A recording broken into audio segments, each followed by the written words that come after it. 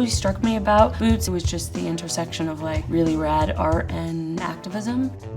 I've been wanting to make films for many years, and during that time that I wasn't making films, I was making music. I listened to his music in high school, and every one of his albums sort of told a complete story, and I loved that. And then when this kind of came up, and they said, Boots Riley's directing, and I said, the guy from The Coup? They go, yeah. I go, awesome. I had no connection to Hollywood at all. Decided, okay, well, I'll make an album inspired by the screenplay, and maybe that can get some stuff going.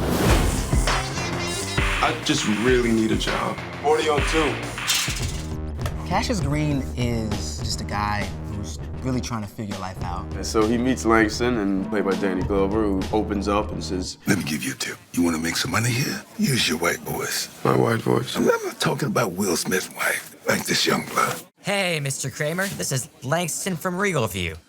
It's such an off-the-wall, crazy, imaginative script in a way that can only come from someone like Boots. This is your moment.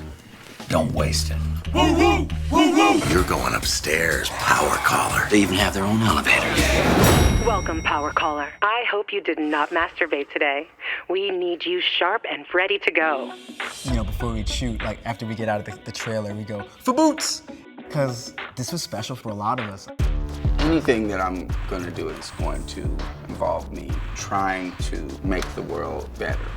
We can fight back, we can change things. That's what I'm talking about! I think what you're seeing is that there's a real desire for marginalized groups to be dignified.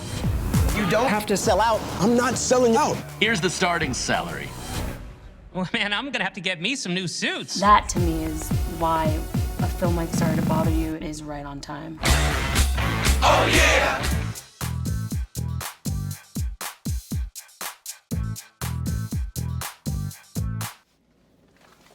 So Boots, I said this to everybody, this movie feels like a whole bunch of great artists came together and made something. It doesn't... That's how it should feel. That's how everything is, really, right?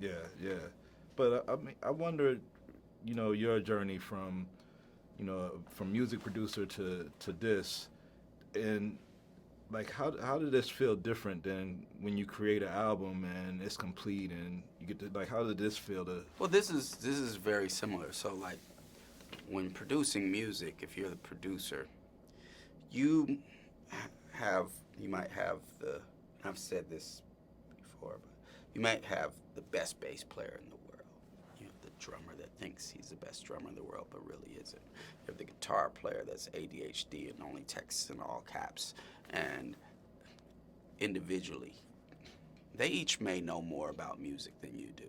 And they definitely know more about their instrument than you do. But you have to have the vision, because the visions of each one of them might be a whole different other thing, and they'll make a whole other piece of music, and they do, and you've heard their demos. You got to get them to follow your vision, and not only follow it because you're, you know, I've hired you to do it, but to get them to buy into it and feel like that's the thing that needs to be done. And also being able to communicate with them to see what's inside of them that connects with that and bring that out to that. Then you also have to know that the guitar player is always going to want to do a solo, and it might not be in the best interest of the song. And that they're also going to be arguing that their guitar should be turned up. And you have to have the best interests of the song in mind. That's what you're doing here. And then with that, you also need to know when that bass player hits a lick that's way better than the lick you had. Mm-hmm. And you have to be like, that's way better. You know, you could be like, man, you know, I'm doing my bass line. Yeah. You know, yeah. or you could be like, my duty is to the song. Yeah. We're gonna use that bass line. It's way better, and that is what directing is. Yeah.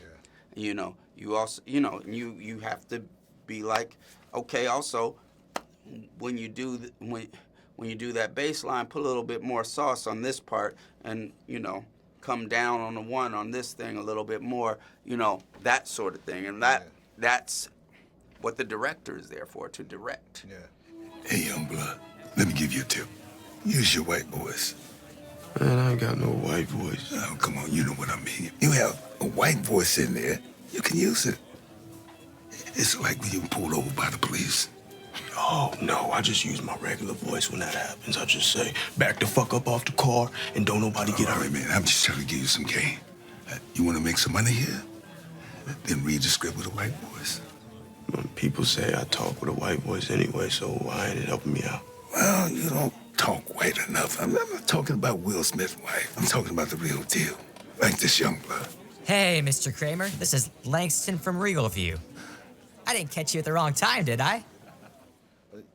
You grew up, I know one of your parents was a lawyer for the Black Panthers and represented Black Panthers. Yeah, I mean, he represented them like later in life after there was. Well, I just know that you probably grew up with a lot of pride and knowing who you are.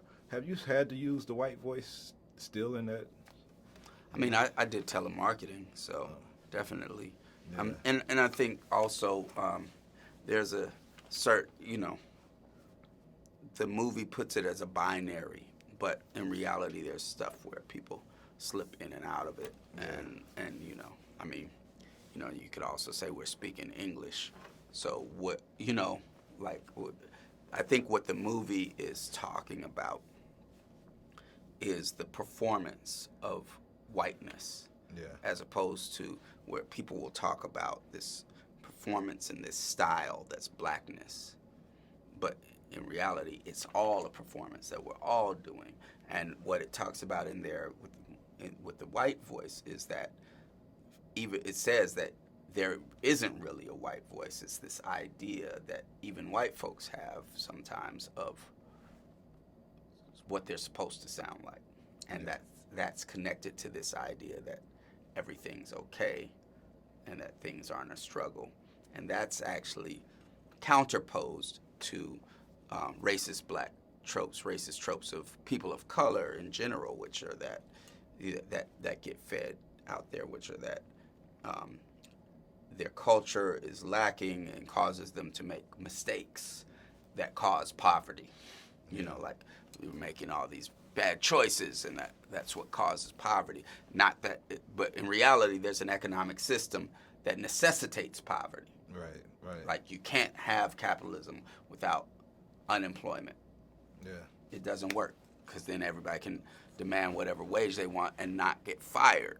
You know, so that, you know, Wall Street Journal and all that, they get scared when the unemployment rate is going too low, because as it goes low, wages go up, stocks go down.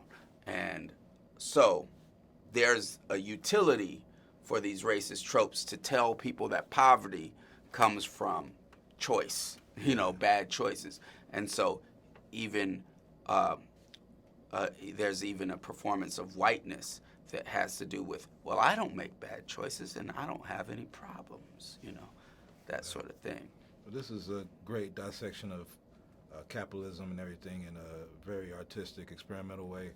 I applaud you as a director, man. I know I've listened to your music, and this is the first, you know, feature project I've been able to see you do. But I want to see you keep doing more. Yeah. Keep doing your thing, man. Definitely keep on will. listening and All watching. right, bro. thank you, man. Thank you, man. All right.